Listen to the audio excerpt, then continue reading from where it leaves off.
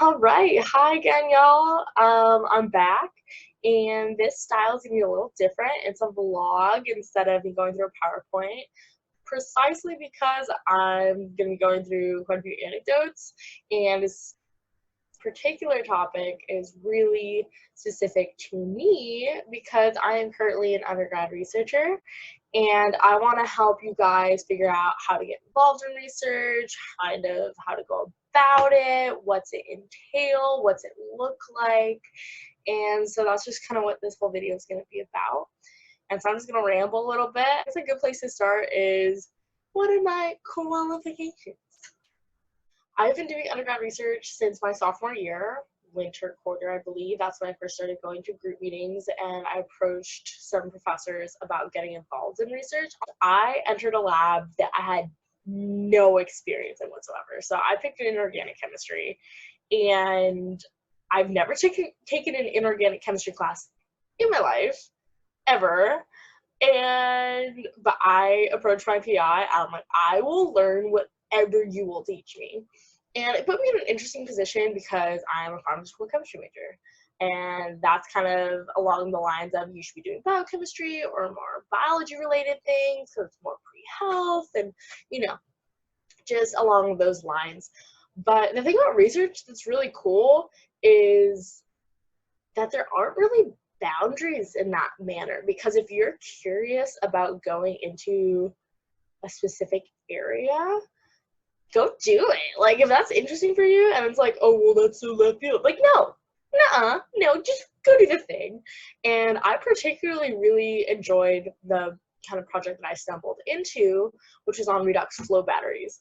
And a lot of people are like, blah blah battery, I know what a battery is.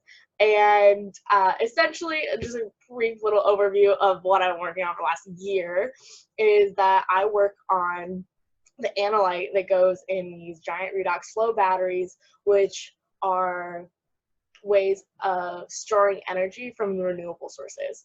And that's actually a big problem right now because renewable energy is intermittent, and so it's not consistent, and sometimes it's really hard to put on the power grid. And because of the parameters of how society uses energy and the demands on energy grids, it's really hard to sometimes have enough renewable energy on demand and make all the logistics work. So my job is, as a chemist, to figure out how to best make a great analyte for these batteries that hopefully will help solve a bigger issue.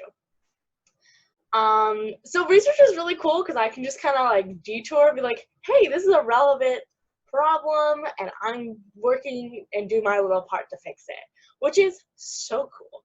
And then there's other parts of research that are hard. They're really hard because the learning curve, when I initially entered the lab, like, I would sit just in group meeting, which a lot of people are like, what the hell is group meeting? Like, I told my parents, like, I have group meeting today, and they're like, a hooey what? Like, a meeting? So a group meeting, for those of you who are not versed in the kind of lingo, is usually all of the grad students and undergrads within the lab have a meeting and update individuals on their progress of the week or the month. It really depends from PI to PI and depending on their emphasis. My learning curve from when I first started sitting in group meeting to now is just like, oh wow, okay, I actually understand words and what's going on. And it's really hard when you're like, I felt like an itty bitty freshman, like, oh my god, such a big world, like, what is going on? And some of my first group meetings, I just like, first 5 minutes, I was already lost. I was so lost. And that's okay. It's part of the experience. But now it's like, oh, okay, that's a CV, that's this, we use that for that. And like, so you can also ask good questions, even from kind of a elementary level. And that kind of ties into like, how do you start to approach like professors and like, how do you get involved in a research lab? How does this all work? And it's a little complicated, but what our office typically recommends is that you go to our website page, and all of our faculty have descriptions on their research.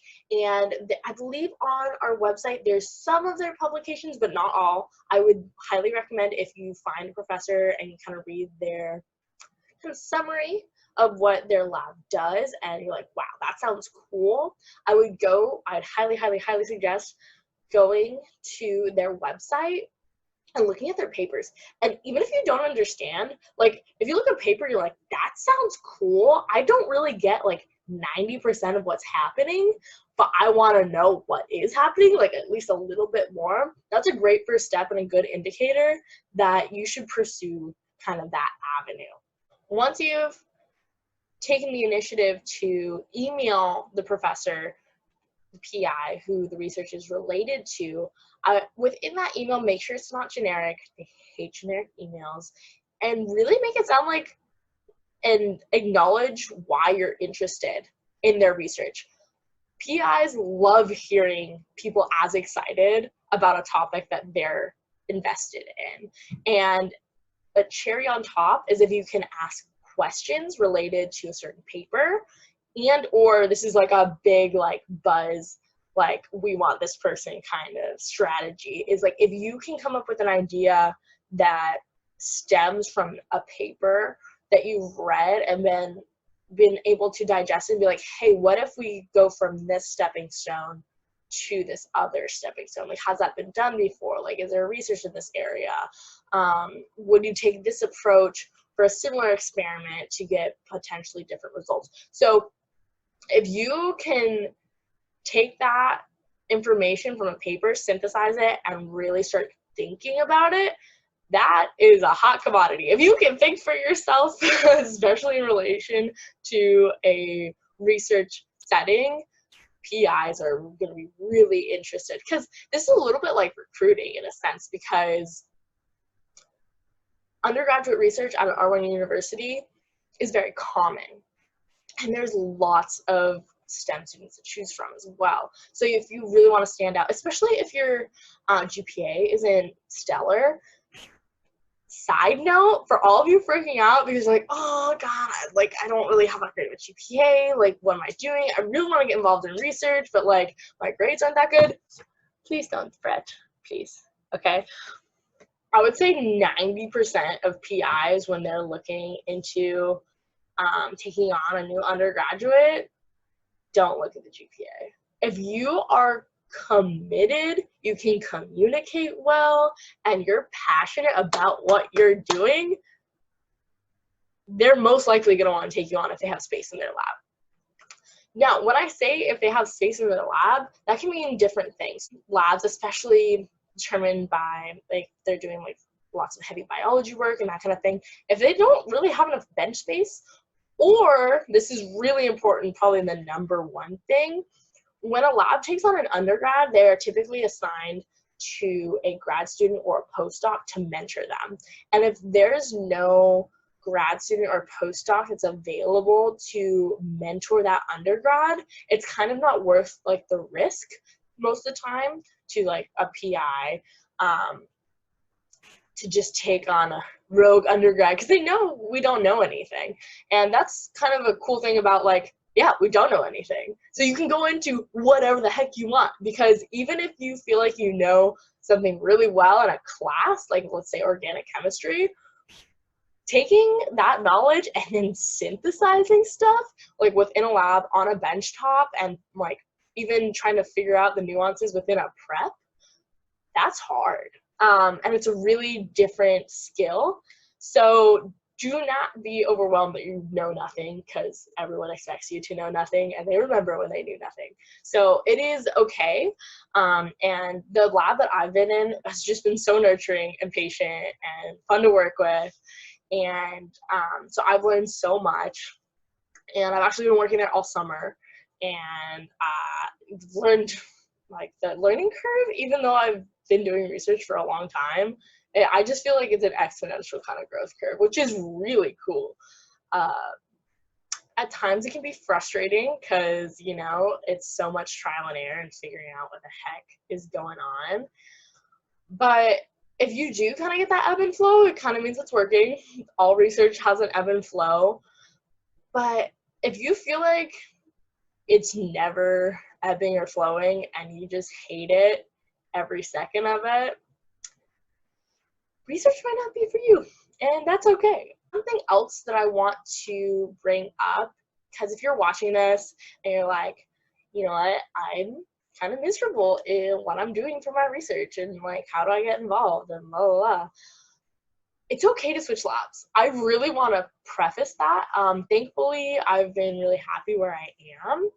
But if you approach your PI and you clearly communicate, like, hey, I really thought this is what I wanted to do, but it's just, I feel like this is no longer a good fit, and I would like to pursue other types of research, please do that. Okay? Your PIs aren't going to hold it against you. You don't, it's not like when you're 4 years old, you're like, I'm going to be a doctor. It's like, it's a little like research. It's not super linear, and kind of figuring out where you fall within research, figure that out in undergrad, you know? It might feel like you're gonna lose everything, but you owe it to yourself to figure out what you like. So that's kind of words of wisdom from me. I hope it was helpful. And yeah, if you guys have more questions on research, how to get involved, I'm thinking about doing a day in the life of a researcher soon, especially in COVID conditions. But, you know, we'll see what happens. So, hope you guys have a great rest of your day, and thanks for joining.